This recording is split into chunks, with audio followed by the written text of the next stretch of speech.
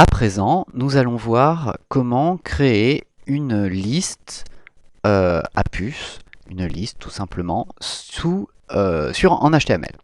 Alors, pour ça, on va utiliser bien entendu ici notre menu. On va enlever les retours à la ligne que l'on avait rajoutés derrière nos liens. Ils ne vont plus du tout nous servir.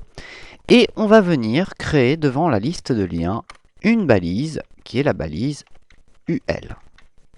Cette balise va définir, balise que je vais fermer, donc UL/UL va définir que je vais créer des listes à puces, pardon. Une zone de liste pour être exact. Je vais définir le premier élément de ma liste qui va être ici mon lien ahref et pour ça je vais l'inclure dans une balise li. Alors vous pouvez voir que je commence à insérer des balises sur lesquelles je ne reviens pas à la ligne. C'est tout simplement une question de lisibilité. Vous pouvez très bien revenir à la ligne, ça n'a aucune importance, aucune conséquence sur le code en lui-même. C'est uniquement pour lire les choses plus facilement. Donc je crée tous les éléments de ma liste que j'encapsule à chaque fois avec une balise li et /li.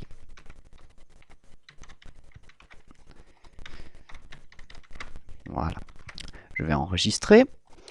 J'actualise à présent ma page et comme vous pouvez le voir ici, je vais bien avoir ma liste avec des petites puces devant. Pour créer des menus, et pour créer des menus même qui sont dynamiques, qui bougent, on va énormément utiliser ce principe-là. Il faut savoir aussi que les listes sont des éléments extrêmement importants pour les moteurs de recherche. Les moteurs de recherche en sont friands parce qu'ils sont en capacité d'analyser très facilement les mots-clés qui sont contenus dans ces fameuses listes. Voilà. C'était juste un élément très court et très simple sur les listes en HTML.